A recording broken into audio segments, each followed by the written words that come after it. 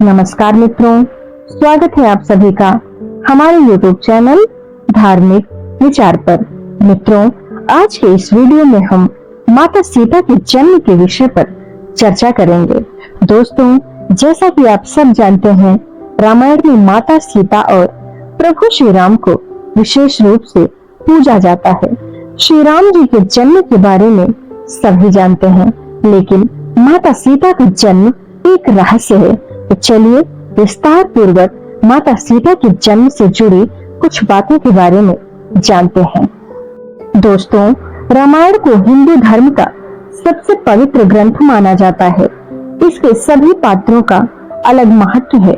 प्रभु श्री राम को हम भगवान के रूप में पूजते हैं और माता सीता को भी उनके साथ हमेशा पूजा जाता है। माता सीता प्रभु श्री राम की अर्धांगिनी है और महाराज जनक की पुत्री थी।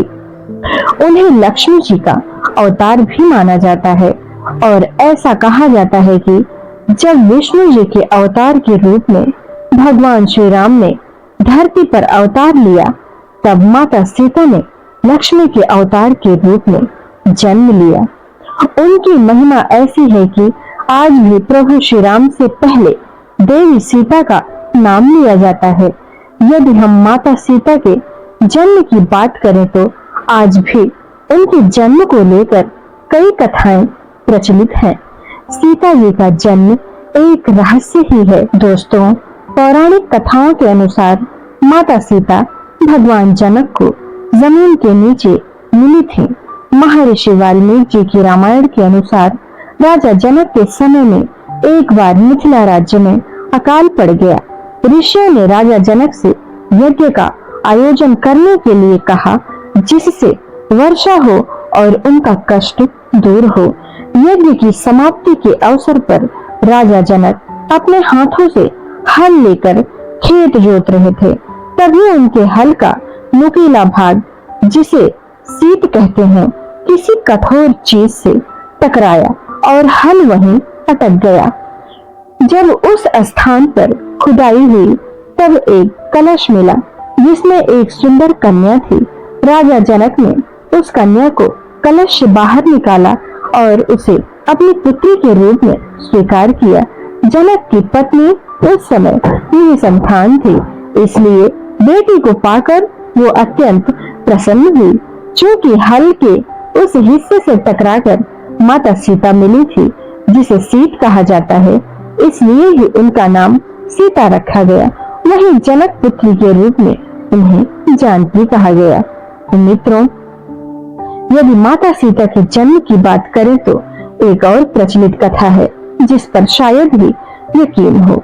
दरअसल रामायण के अनुसार रावण ने कहा था कि यदि उसके हृदय में अपनी पुत्री से विवाह की इच्छा उत्पन्न हो तो उसकी पुत्री ही उसकी मृत्यु का कारण बने।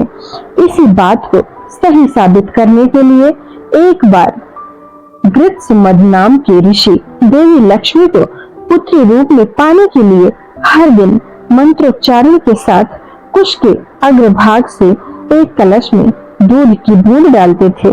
एक दिन जब ऋषि आश्रम में मौजूद नहीं थे, तब रावण वहां आया और वहां मौजूद ऋषियों को मारकर उनका रक्त कलश में भर लिया।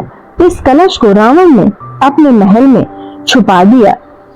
उस समय रावण की पत्नी मंदोदरी उस कलश को लेकर बहुत उत्सुक थी। एक दिन जब रावण महल में नहीं था, तब मंदोदरी ने उस कलश को खोलकर देखा। मंदोदरी कलश को उठाकर उसमें रखा हुआ रक्त पी गई, जिससे वह गर्भवती हो गई। मंदोदरी का यह भेद किसी को पता न चले, इसलिए वह लंका से बहुत दूर अपनी पुत्री को कलश में छुपाकर मिथिला भूमि में छोड़ आई।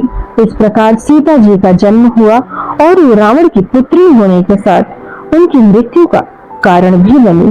तो मित्रों, ये तो थी देवी सीता के जन्म से जुड़ी कुछ रहस्यमयी और रोचक बातें।